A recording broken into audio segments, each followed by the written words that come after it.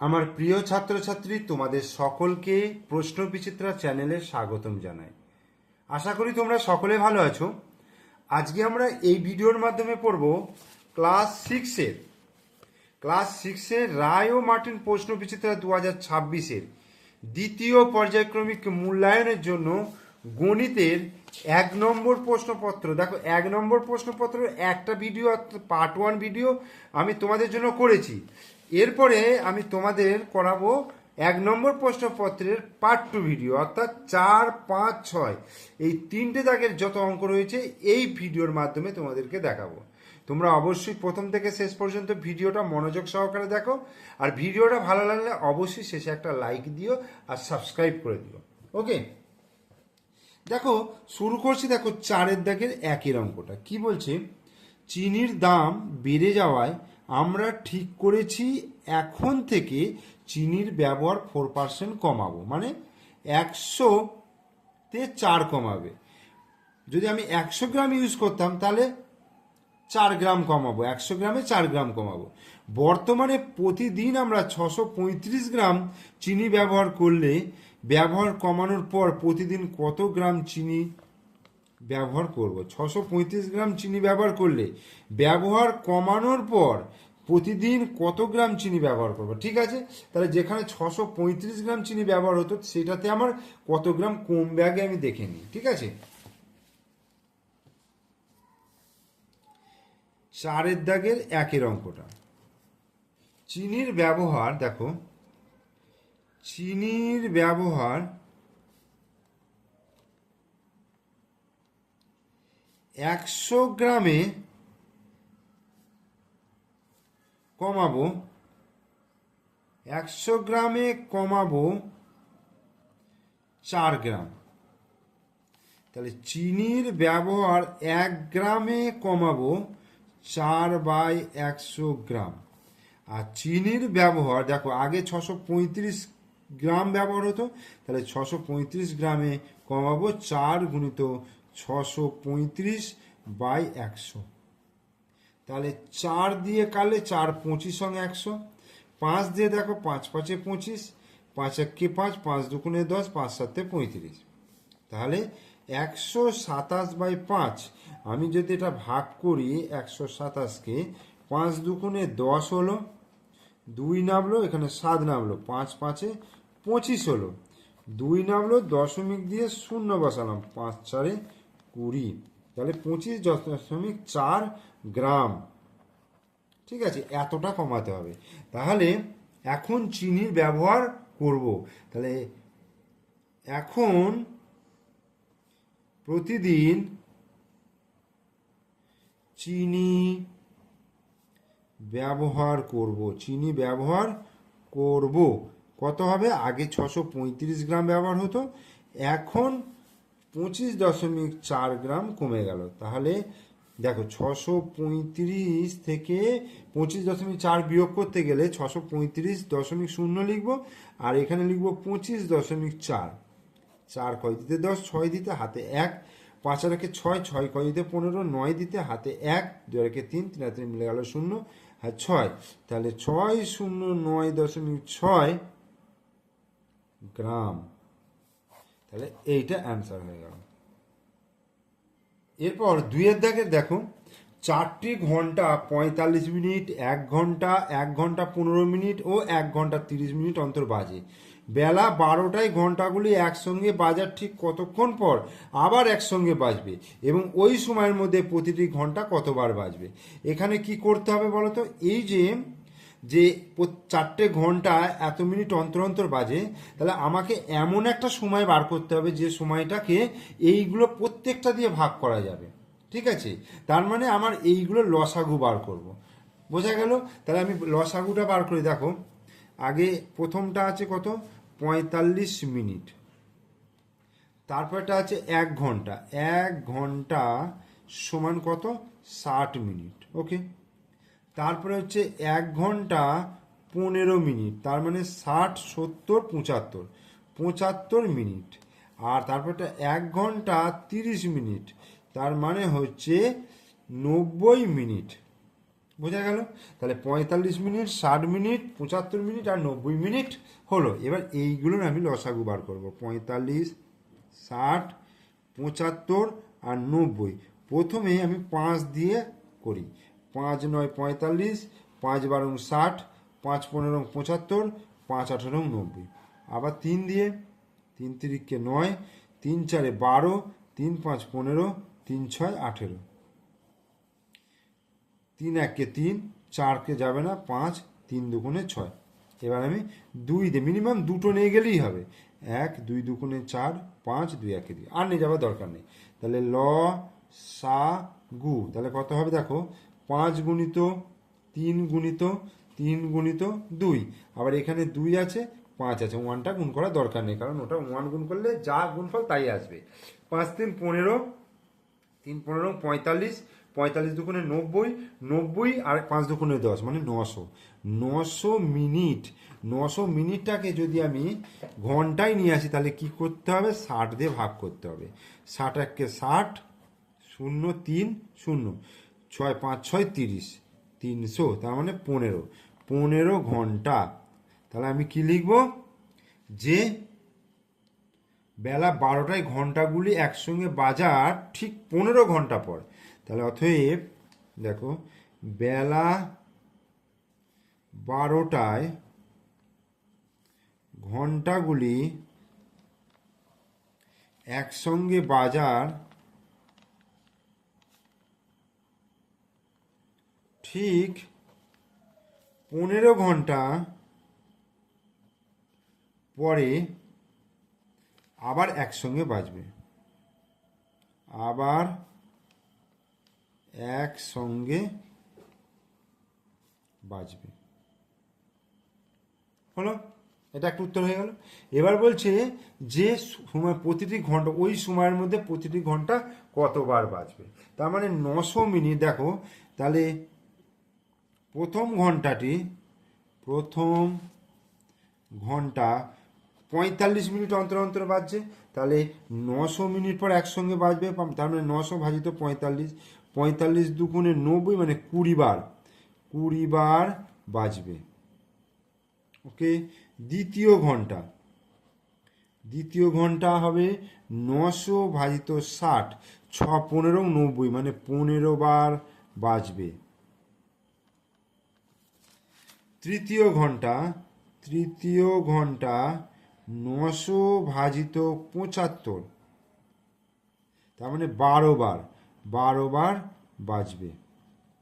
আর চতুর্থ ঘন্টা 900 ভাজিত কত, 90, তার মানে 10 বার বাজবে। এটা অ্যান্সার। তাহলে এটা অঙ্কটা কমপ্লিট হলো। এরপরে 3 দাগের বলছে, কোন বৃহত্তম সংখ্যা দিয়ে 2300 এবং 3500কে ভাগ করলে যথাক্রমে 32 এবং 56 ভাগশেষ থাকবে। তাহলে যেটা ভাগশেষ থাকবে দুটো থেকে বিয়োগ করে দিই, বিয়োগ করে যে দুটো সংখ্যা আসবে সেইটার যদি আমি গসাগু বার করি তাহলে আমার বৃহত্তম সংখ্যাটা পেয়ে যাব। তাহলে দেখো, আমি প্রথমে 3 নম্বরের দেখো, প্রথমে হচ্ছে কত, 2300 থেকে আমি বিয়োগ করব 32, ঠিক আছে। 2 কয় দিয়ে 10, 8 দিতে হাতে 1, 3 আর 4, 4 কয় দিয়ে 10, 6 দিতে হাতে 1, 1 কয় দিয়ে 3, 2 দিতে 2, 2268। আর একটা হচ্ছে 3500 থেকে 56 বাদ, তাহলে 6 কয় দিয়ে 10, 4 দিতে হাতে 1, 5 আর 6, 6 কয় দিয়ে 10, 4 দিতে হাতে 1, তাহলে এটা হয়ে যাচ্ছে 4 3, 3444। এবার এই দুটো সংখ্যার গসাগু বার করব। আমি যদি ভাগ প্রক্রিয়ায় গসাগু করি, দেখো 2268 দিয়ে 3 4 4 4কে ভাগ করছি, তাহলে এটা 1 দিয়ে যাবে, তাহলে 2268। 8 কয় দিতে 14, 6 দিতে হাতে 1, 6 7, 7 কয় দিতে 14, 7 দিতে হাতে 1, 2 3, 3 4, 1 দিতে, আর হচ্ছে 2 3 1, 1176। তাহলে 1176 দিয়ে 2268কে ভাগ করছি, তাহলে এটাও কত যাবে, 1 দিয়ে যাবে, 1176। 6 7 8 2, 7 8 9 10 9 হচ্ছে, আর একের একে 2 মিলে গেল 0 1, 1092।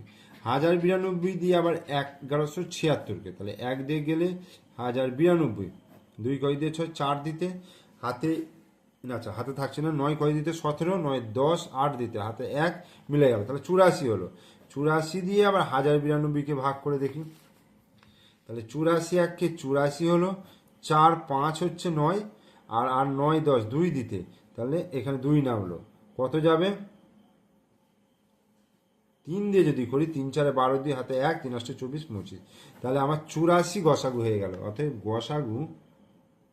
গসাগু সমান 84। তাহলে আমার উত্তরটা এখানে লেখার সময় কি লিখবো, আমি আর লিখছি না, তোমাদেরকে বলে দিচ্ছি যে 84 দিয়ে 2300 এবং 3500কে ভাগ করলে যথাক্রমে 32 এবং 56 ভাগশেষ থাকবে। বোঝা গেল? এরপরে দেখো 4 অঙ্কটা, প্রদত্ত ঘুড়ি আকৃতির জ্যামিতিক চিত্রের পরিসীমা নির্ণয় করতে বলছে। এর পরিসীমা নির্ণয় করতে বলছে মানে এর প্রত্যেকটা ধারের দৈর্ঘ্য দিয়ে দিয়েছে। তাহলে আমি জাস্ট যোগ করে দেবো। দেখো 10 10 20 10 30 হলো, আর এখানে 15 15 কত 30, তাহলে 30 30 60 হলো, 70 80 90 100, তার মানে এইটা তোমার হয়ে গেল 100 সেমি। বোঝা গেল? প্রদত্ত ঘুড়ি আকৃতির জ্যামিতিক চিত্রের পরিসীমা হয়ে গেল 100 সেমি। তাহলে 4 দাগের অঙ্কগুলো হয়ে গেল। এরপর আমরা চলে আসবো 5 দাগের অঙ্ক। 5 দাগে চাঁদার সাহায্যে 170 ডিগ্রি কোণ অঙ্কন করতে বলেছে। খুব সহজ ব্যাপার। দেখো 5 দাগের 1-এরটা, 5 দাগের 1-এরটা দেখো, ধরো আমি এই নিলাম, এবার 170 ডিগ্রি কোণ আঁকতে বলেছে। এইভাবে কম্পাসটাকে, এই চাঁদাটাকে বসালাম। দেখো ঠিক এই বিন্দুটাকে এই বিন্দুর সঙ্গে মেলাবো, আর এই দাগটাকে এর সঙ্গে মেলাবো। তাহলে দেখো এই হলো এই।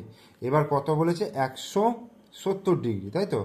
170 ডিগ্রি। তাহলে আমার একটু ভুল হলো, আমি এই দিকটা একটু নিয়ে নিই, ঠিক আছে? তাহলে আমার আঁকতে সুবিধা হবে। এই দিকটা নিলাম। তাহলে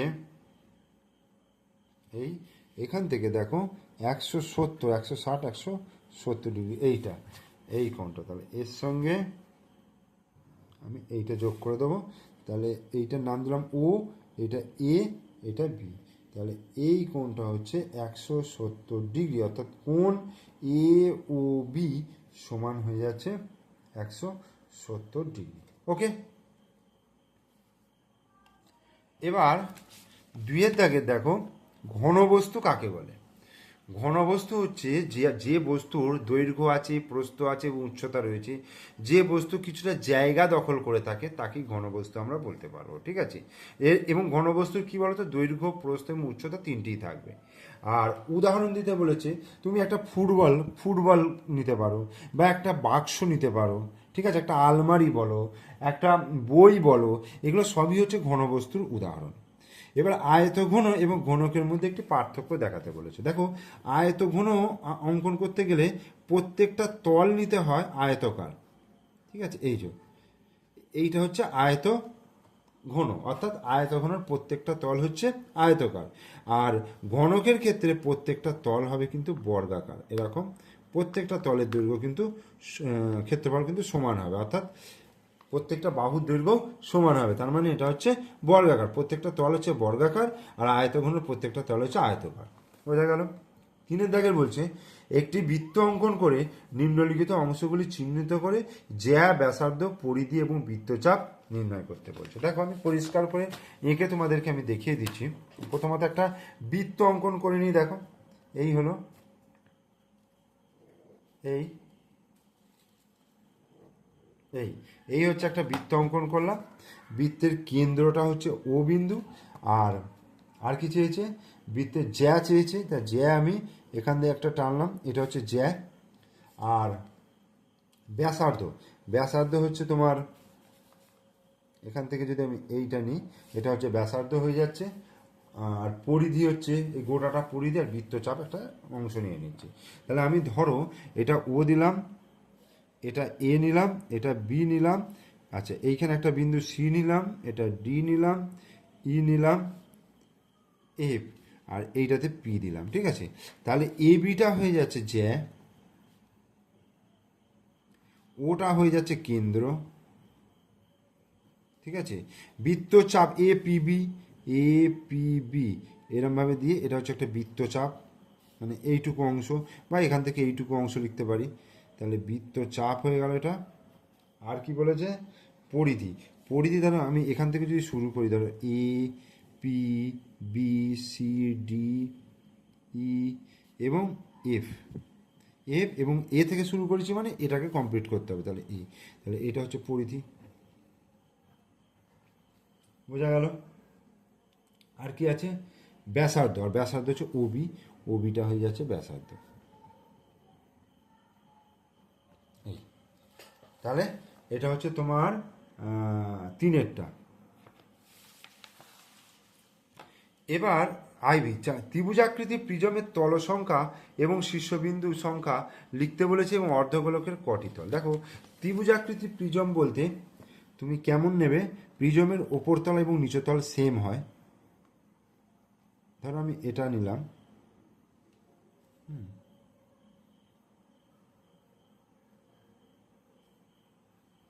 এই, তাহলে এটার সঙ্গে যোগ করলাম, সঙ্গে যোগ করলাম, এই, এটা হচ্ছে আমি প্রিজম বলতে পারি, ঠিক আছে, এটা হচ্ছে প্রিজম, মানে ওপরের ছাদটাও যা হবে নিচের ছাদটাও তাই।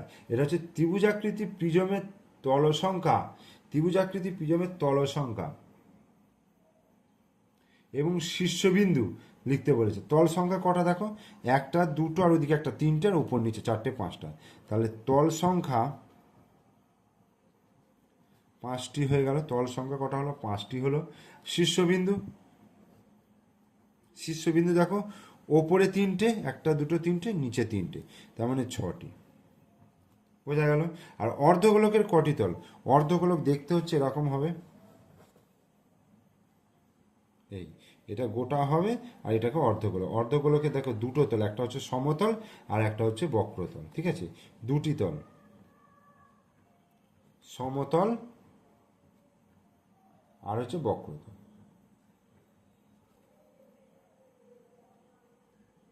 এরপর দেখো পাঁচেরটা কি বলছে, বাহুবেদে ত্রিভুজের শ্রেণীবিভাগ। আচ্ছা, বাহুর উপর নির্ভর করে ত্রিভুজকে কটি ভাগে ভাগ করা হয়েছে? বাহুবেদে ত্রিভুজ হচ্ছে তিন প্রকার। এক নম্বর হচ্ছে সমবাহু ত্রিভুজ, যে ত্রিভুজের তিনটে বাহুর দৈর্ঘ্য পরস্পর সমান, সমবাহু ত্রিভুজ। যে ত্রিভুজের দুটি বাহুর দৈর্ঘ্য সমান তাকে বলে সমদ্বিবাহু ত্রিভুজ। আর যে ত্রিভুজের তিনটে বাহুর দৈর্ঘ্য অসমান তাকে বলে বিষমবাহু ত্রিভুজ, বিষমবাহু ত্রিভুজ। তিনটে ত্রিভুজ, সমবাহু ত্রিভুজ, সমদ্বিবাহু ত্রিভুজ আর হচ্ছে বিষমবাহু ত্রিভুজ। তাহলে পাঁচের দাগেরগুলোও কিন্তু হয়ে গেল। এরপরে আমরা ছয়ের দাগের করব। ছয়ের দাগের বলছে আমাদের 20 জন বন্ধুর মধ্যে কে কি ফল খেতে ভালোবাসে তা লেখা হলো এবং তথ্যগুলি থেকে স্তম্ভচিত্র অঙ্কন করতে বলেছে। ফল, আপেল খেতে ভালোবাসে 4 জন বন্ধু, পেয়ারা খেতে ভালোবাসে 4 জন বন্ধু, কলা খেতে ভালোবাসে 2 জন বন্ধু, শশা খেতে ভালোবাসে 3 জন বন্ধু, আর আঙুর খেতে ভালোবাসে 5 জন বন্ধু। দেখো স্তম্ভচিত্র প্রথমেই কি করব, এই টানলাম, আচ্ছা একটু বেশি করেই টানছি, এই, হ্যাঁ, আর এটাকে এই, তাহলে এটা শূন্য দিলাম, আর এদিকে আমি এক্স দিলাম, এদিকে ওয়াই দিলাম, ঠিক আছে। এবার বলছে আপেল, পেয়ারা। আচ্ছা আমি এই দিকে কি লিখবো, ফলগুলো লিখি, ঠিক আছে, ফলের নাম, ফলের নাম, ফলের নাম কি কি আছে, আপেল আছে, আপেল, পেয়ারা, তারপরে কলা, শশা, আঙুর, এই হলো। আর এই দিকে লিখলাম বন্ধুর সংখ্যা, বন্ধুর সংখ্যা, এবং আমি এখানে কত টোটাল 5 পর্যন্ত আছে, তাহলে 1 2 3 4 5 6, তার মানে 1 2 3 4 5 6 এরকম নাম দিলাম। এবার আপেল কজন বন্ধু খেতে ভালোবাসে, 4 জন বন্ধু, তাহলে এটা হচ্ছে আপেল। পেয়ারা কতজন বন্ধু, পেয়ারাও হচ্ছে 4 জন, পেয়ারাও 4 জন। কলা হচ্ছে 2 জন, তাহলে কলা হচ্ছে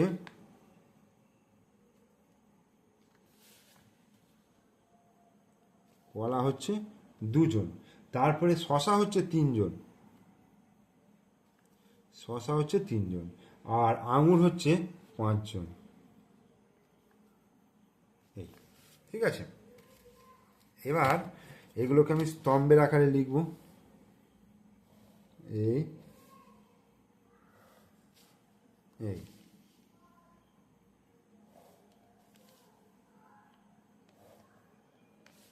এই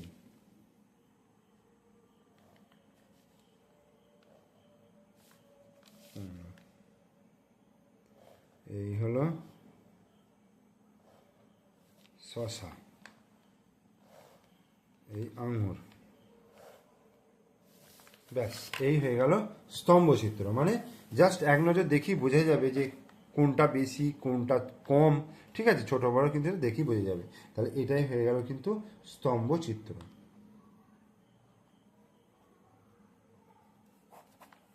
এইভাবে তোমরা 6-এর দাগের 1-এর অঙ্কটা করে ফেলবে। এবার 2-এর অঙ্কটা, 2-এর অঙ্কটা কি আছে দেখো। বলছে বড়বাজারে একটা ব্যাগের দোকানে কোনো সপ্তাহে ব্যাগ বিক্রির তালিকা দেওয়া হলো, তথ্যগুলি থেকে স্তম্ভচিত্র অঙ্কন করো। বারগুলো দিয়ে দিয়েছে সোম, মঙ্গল, বুধ, বৃহস্পতি, শুক্র, শনি। এবার এখানে দেখো 40, 30, 50, 25, 20, 30, ঠিক আছে, 50 পর্যন্ত ম্যাক্সিমাম আছে। তাহলে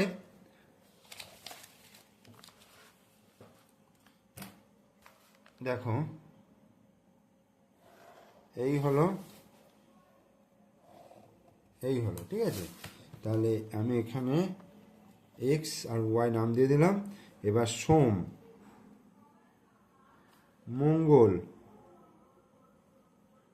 বুধ, বৃহস্পতি, শুক্র,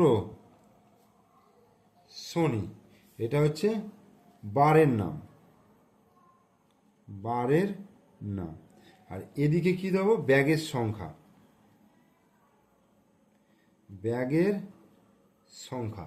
আমি যদি ধরো এইভাবে দাগ দিই 1, 2, 3, 4, 5, 6, 7, 8, 9, 10, 11, আমি এখানে ধরো 5 নাম দেব, প্রত্যেকটা ভাগকে আমি 5 5 করে ধরলাম। তাহলে 5, 10, 15, 20, 25, 30, 35, 40, 45, 50, 55। ওকে, আমি সব নামগুলো দিয়ে দিলাম।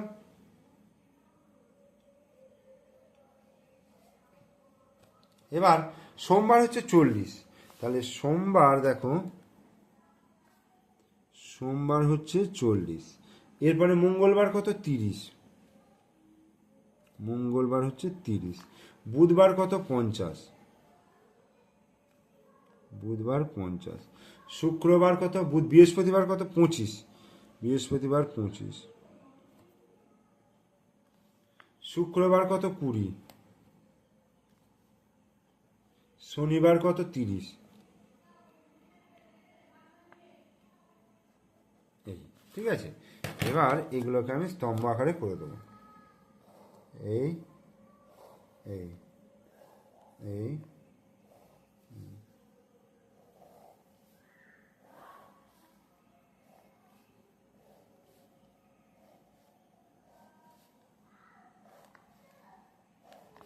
ঠিক আছে। তাহলে এই হয়ে গেল স্তম্ভচিত্র। ওকে, তাহলে আমি 1 নম্বর প্রশ্নপত্রটা কমপ্লিট করিয়ে দিলাম। তোমরা ভিডিওটা দেখো ভালো করে, ভিডিও ভালো লাগলে লাইক করো, কমেন্টস করো, বন্ধুদেরকে শেয়ার করো।